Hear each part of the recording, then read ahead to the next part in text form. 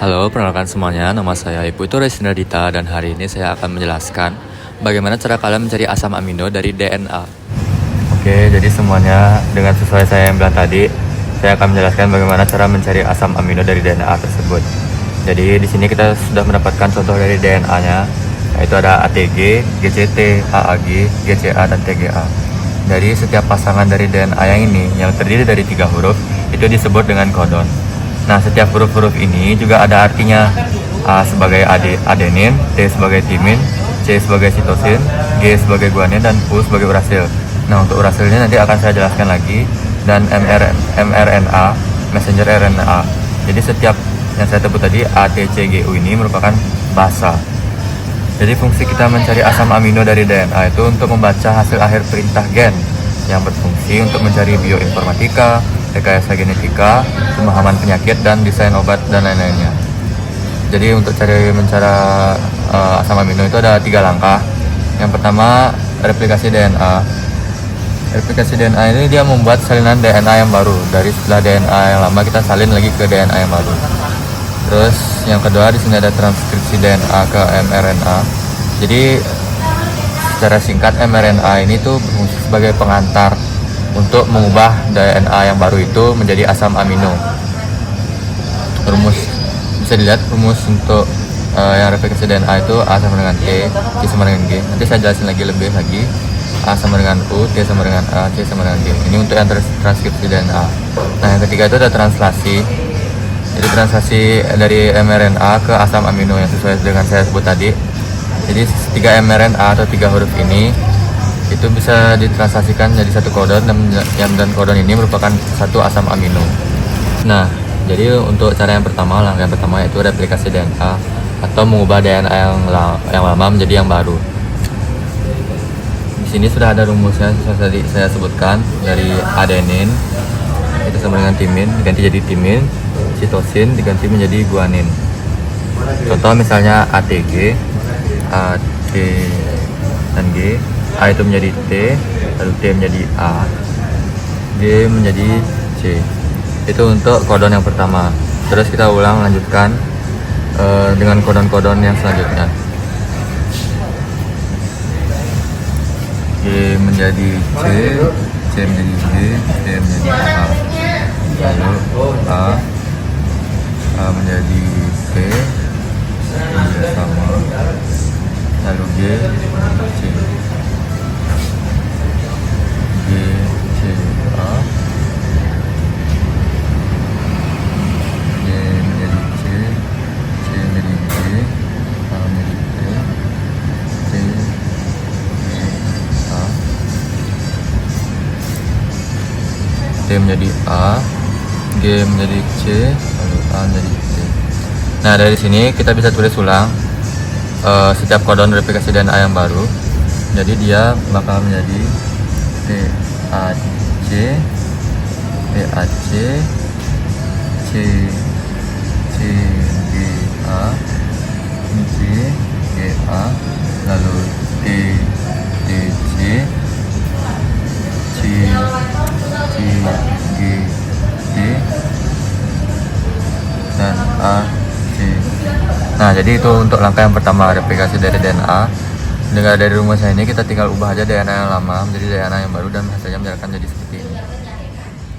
Titik. Jadi untuk yang kedua, langkah yang kedua itu ada transkripsi DNA. Jadi transkripsi DNA itu dia mentranskripsi DNA ke mRNA. Jadi rumusnya itu jadi ada A diganti menjadi U, T menjadi A, C menjadi G. Nah, sesuai yang tadi saya bilang, U itu merupakan bagian dari basa untuk mencari transkripsi DNA ke mRNA. Jadi setelah kita dapat hasil translasi DNA yang tadi, yang ini kita catat ulang.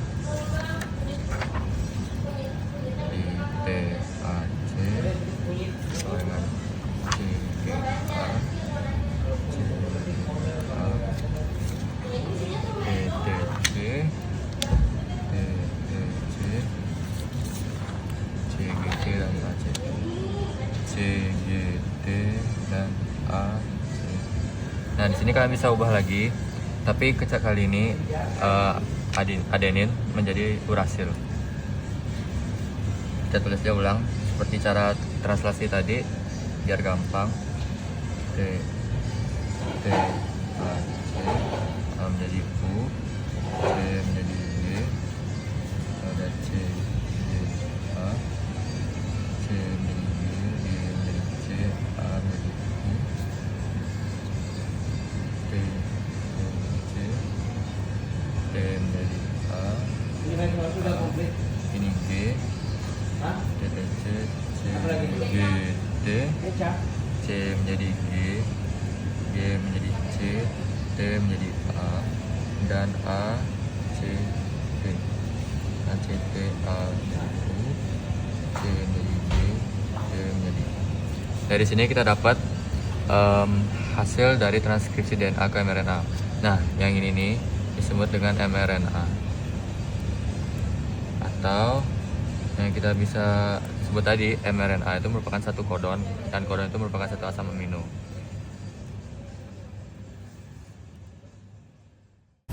Jadi setelah kita mencari transkripsi dari DNA ke mRNA, untuk mencari mRNA dari sini kita bisa tulis ulang aja dulu. Yang pertama ini A U G, G C U, A G, G C A, C G A. Nah, dari sini kita bisa mencari transaksi mRNA-nya ke tabel asam amino. Jadi untuk tabel asam amino ini sebenarnya saya nggak terlalu hafal semua bagian-bagiannya karena begitu banyak. Bisa saja langsung lihat di sini. Misalnya AUG. Cari di sini. Nah, dari AUG ini kita bisa dapatkan ini kan AUG. Jadi ini merupakan methionine start codonnya. Jadi ini merupakan MET alias tempat pertama MET. Lalu GCU itu dia yang mana GCU dia ya?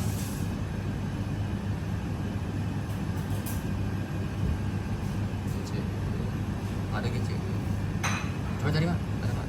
Ini GCU dia alanin. Lalu AAG kita cari lagi di sini. AAG itu merupakan lisin. Terus GCA, GA,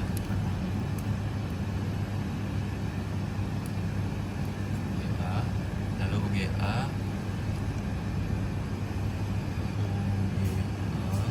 bukan stop dari kolom.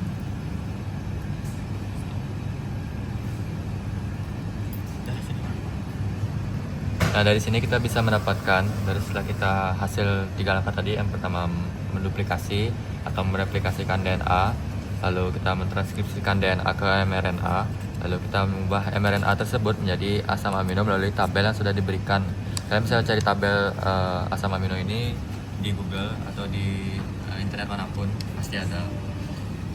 Nah, dari situ kita bisa mendapatkan jenis-jenis asam amino atau pengubah atau asam amino. Udah sampai situ aja titik. Jadi misalkan kalau kalian menemukan translasi mRNA-nya, ke asam amino, itu kalian melihat ini tuh awalnya sebagai stop, atau mungkin akhirannya itu bukan stop. Nah, jika kalian akhirannya tuh seperti misalnya ini bukan stop deh, ini alanin. Nah, ini seperti misalnya di sini juga stop. Nah, ini akan membuat dari DNA itu kita tahu. Jadi kalau DNA itu dia pasti orang yang mempunyai DNA ini atau makhluk hidup yang memiliki DNA ini pasti dia akan cacat atau mungkin berpenyakitan lainnya. Oleh karena itu kita semua diberikan DNA yang sempurna begitu. Jadi awalan harus dimulai dengan MET, lalu akhiran harus mulai dengan stop, seperti itu. Jadi dari hasil transaksi mRNA ini kita contoh ada misalnya AUG. Jadi setiap ini merupakan adenin, terus urasil, dan ini guanin. Nah, itu kan harus setiap kodon itu harus 3 pasangannya. Jadi saya sengaja membuat contoh aplikasi DNA ini yang 3D, 3 dimension model dari DNA. Jadi dia ini memiliki memiliki 2 kodon, tapi ada lebih satu DNA. Jadi ini membuat DNA ini itu dia cacat alias memiliki penyakit seperti itu. Jadi misal di sini AUG, terus GCU. Nah, yang terakhir ini saya buat ada cacatnya sedikit biar kalian tahu perbedaan dari DNA yang sempurna sama DNA yang memiliki cacatnya seperti itu. Nah, jadi setelah kita mencari asam amino dari 3 langkah tadi, jadi yang pertama itu ada replikasi, translasi, lalu transkripsi. Jadi kita bisa mencari asam amino. Jadi asam amino itu sebenarnya fungsinya untuk apa sih? Jadi asam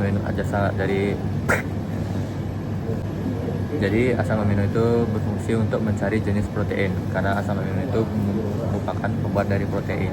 Nah, protein ini yang berfungsi untuk mengembangkan atau istilahnya memperbaiki sel yang saya sudah rusak, atau mungkin ada sel baru yang ingin ditumbuhkan lagi. Itu dia pasti rata-rata dasarnya itu menggunakan protein. Begitu. Jadi dari jenis-jenis protein ini kita bisa mencari lagi seperti rekayasa genetikanya apa, terus bioinformatikanya apa, terus desain obatnya apa, dan lain-lain. Seperti itu.